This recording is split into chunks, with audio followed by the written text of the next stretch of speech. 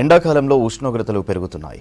ఏసీలు, ఫ్యాన్లు, ఎలక్ట్రానిక్ వస్తువులు అధికంగా వాడడంతో కరెంటు లోడ్ ఎక్కువై షార్ట్ సర్క్యూట్ జరిగి అగ్ని ప్రమాదాలు జరుగుతున్నాయన్నారు ఫైర్ ఆఫీసర్ శ్రీదాస్.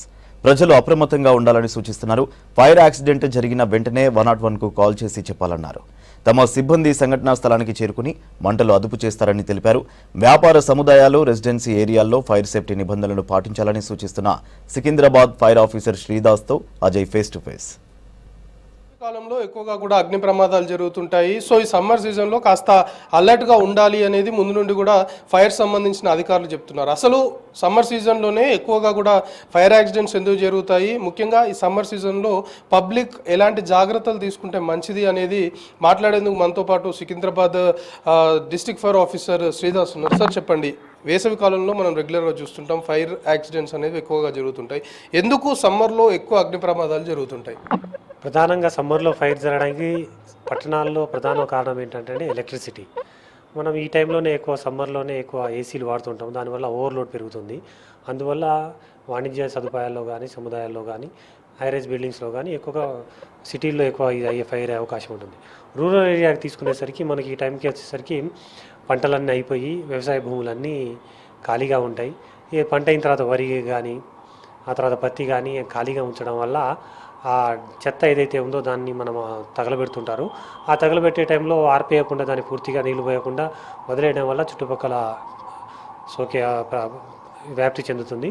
సిటీల్లో అయితే ఓవర్లోడింగ్ వల్ల ఎక్కువ జరుగుతుంటుంది. ఇటువంటి ప్రదేశాల్లో కానీ ఫైర్ జరగకుండా ఉండడానికి మేము ఎప్పుడు కూడా అవేర్నెస్ ప్రోగ్రామ్స్ కండక్ట్ చేస్తుంటాము.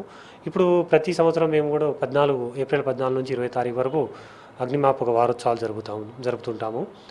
ముంబైలో 1944లో ఒక ఫైర్ యాక్సిడెంట్ అయింది పోర్ట్లో. అందులో దాదాపు 70 మంది ఫైర్ ఫైటర్సు, చాలామంది సాధారణ ప్రజలు కూడా చనిపోవడం జరిగింది. అప్పటి నుంచి ప్రతి సంవత్సరం మేము అగ్నిమాపక వారోత్సవాలు జరుపుతాం. ఈ అగ్నిమాపక వారోత్సవాల్లో భాగంగా ఈ 7 రోజులు మేము ప్రతి ఒక్క బిల్డింగ్ లోపలికి పోయి వాళ్ళకి, అందులో ఉన్న పనిచేసే సిబ్బందికి ఎలాంటి జాగ్రత్తలు పాటించాలని వాళ్ళకి వివరిస్తుంటాము. ఉదాహరణకు తీసుకుంటే ఈరోజు మేము కిమ్స్ సన్షైన్ హాస్పిటల్ వెళ్ళాము.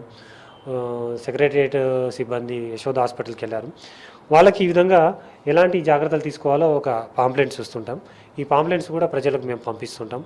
హాస్పిటల్స్లో ఎలాంటి జాగ్రత్తలు పాటించాలి, గోదాముల్లో ఎలాంటి జాగ్రత్తలు పాటించాలి, అదేవిధంగా స్కూల్స్లో కానీ, ఇళ్లలో కానీ, ఇండస్ట్రియల్ ఏరియాలో, హైరైజ్ బిల్డింగ్స్లో కానీ ఎలాంటి జాగ్రత్తలు పాటించాలని దాని మీద పాంప్లెట్స్ ఇస్తూ, అదేవిధంగా బహిరంగ ప్రదేశాల్లో ఇటువంటి వాటిని మేము ఎలాంటి జాగ్రత్తలు పాటించాలనే దాని మీద మేము వాటిని గోడల మీద స్టిక్కర్స్ కూడా అంటిస్తుంటాము. వీటిని చూసి మేము ప్రజలు జాగ్రత్తలు డోస్ ఏం చేయాలి. ప్రమాదాలు జరగడానికి ప్రధాన కారణాలు ఎక్కువ వీటిలో ఎలక్ట్రిసిటీ వల్ల అయ్యే ప్రమాదాలు చాలా తక్కువ.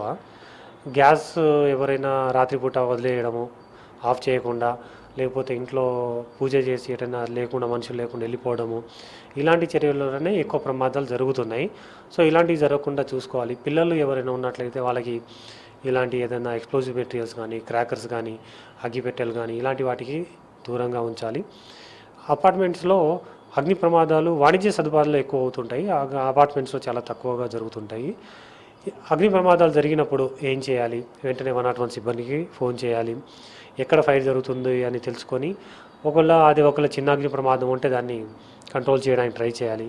గోడల నుంచి దూకడం లాంటివి కాకుండా మనం ఎప్పుడైనా అపార్ట్మెంట్లో ఉన్నప్పుడు అయితే ఒకవేళ ఇక్కడ ఫైర్ అయితే స్టేర్ కేస్ దగ్గర ఫైర్ అయితే మనం ఎక్కడి నుంచి బయటికి పోవాలి అనేది కూడా మనం ముందే అవగాహన చూసి పెట్టుకోవాలి. బాల్కనీ లాంటి ఏరియాలోకి వచ్చి నిలబడినట్లయితే మా దగ్గర బ్రాంటో స్కైలెట్ వెహికల్స్ ఉంటాయి. మేము వచ్చి వాళ్ళని రక్షించే అవకాశాలు ఉంటాయి. కానీ పైనుంచి దూకడం వల్ల వాళ్ళకి ప్రాణాలతో బయటపడే అవకాశాలు చాలా తక్కువ ఉంటుంది. కాబట్టి వాళ్ళు ఖచ్చితంగా సేఫ్టీ మీద అవగాహన పెంచుకొని ఉండాలి. ఇప్పుడు లైఫ్ స్కిల్లో భాగంగా మనకు చెప్తుంటాం స్కూల్లో స్విమ్మింగు, కరాటే ఎంత ముఖ్యమో ఫైర్ సేఫ్టీ కూడా అంతే ముఖ్యమండి. ప్రతి మనిషికి కూడా ఫైర్ సేఫ్టీ మీద పూర్తిగా అవగాహన ఉండాలి. మనం ఏ సినిమా హాల్కో, షాపింగ్ మాల్కో పోయినా ఇంట్లో ఉన్న అగ్ని ప్రమాదాలు జరగవచ్చు. జరిగినప్పుడు మనం ఎలాంటి జాగ్రత్తలు పాటించాలి, అందులోంచి ఎలా ఎస్కేప్ అవ్వాలనేది మనం ఒక డ్రిల్ రూపంలో ఖచ్చితంగా ప్రతి వ్యక్తికి ఇది అవసరం. ఫైర్ సర్వీస్ యాక్ట్ 1999 ఆ ఫైర్ సర్వీస్ యాక్ట్ ప్రకారం ఎవరైనా బిల్డింగ్ కట్టే ముందు ఖచ్చితంగా వాళ్ళు బిల్డింగ్ ప్లాన్ సబ్మిట్ చేసి వాళ్ళు ఎన్ఓసి, నో అబ్జెక్షన్ సర్టిఫికేట్ తీసుకోవాలి. ఆ తర్వాత కన్స్ట్రక్షన్ అయిన తర్వాత కూడా వాళ్ళు నో అబ్జెక్షన్ సర్టిఫికేట్ తీసుకోవాల్సి ఉంటుంది. తర్వాత వాళ్ళకి రెగ్యులర్గా పీరియాడికల్గా రెన్యువల్ నో అబ్జెక్షన్ సర్టిఫికేట్ తీసుకోవాలి. అవి లేకపోతే మేము వాళ్ళకి ఎన్ఓసీస్ ఇష్యూ చేయము. వాటిని ఖచ్చితంగా పాటించాలి. ఎవరైనా వీటిని వైలేట్ చేసి ఎవరైనా బిల్డింగ్ కట్టినట్లయితే వాళ్ళకి అటువంటి బిల్డింగ్స్ మేము ఇన్స్పెక్షన్ చేసి వాళ్ళకి నోటీసెస్ ఇస్తాము. నోటీస్ ఇచ్చిన తర్వాత కూడా వాళ్ళు కంప్లై కాకపోతే షోకాజ్ నోటీస్ ఇస్తాము. షోకాజ్ నోటీస్ ఇచ్చిన తర్వాత కూడా వాళ్ళు ఏదైతే షార్ట్ ఫాల్స్ ఉన్నాయో అవి రెక్టిఫై చేసుకోకపోతే వాళ్ళపైన మా యాక్ట్ ప్రకారం వాళ్ళపైన ప్రాసిక్యూషన్ చేసే అధికారం మాకుంది. ఇది మొత్తానికి సమ్మర్లో ఎక్కువగా కూడా ఫైర్ యాక్సిడెంట్స్ జరుగుతుంటాయి. హై వోల్టేజ్ ఎక్కువగా ఏసీలు కావచ్చు, ఫ్యాన్లు కావచ్చు, ఈ వాడకం ఎక్కువగా ఉండడం వల్ల ఇళ్లలో అగ్ని ప్రమాదాలు జరిగే అవకాశం ఉంటుంది. దాంతోపాటు ఇటు ఇండస్ట్రియల్ ఏరియాస్ సంబంధించి అక్కడ కెమికల్స్ కావచ్చు, ఇతర వస్తువులు వాడుతుంటారు కాబట్టి దాని ద్వారా అగ్ని ప్రమాదాలు జరిగే అవకాశం ఉంటుంది. ఓవరాల్గా బిల్డింగ్ సంబంధించి మాత్రము అది వ్యాపార వాణిజ్య సదుపాయమైన రెసిడెన్షియల్ బిల్డింగ్ అయినా ఫైర్ సేఫ్టీకి సంబంధించిన ప్రికాషన్స్ పాటించకపోతే చట్ట ప్రకారము చర్యలు తప్పవంటున్నారు ఫైర్ సంబంధించిన అధికారులు.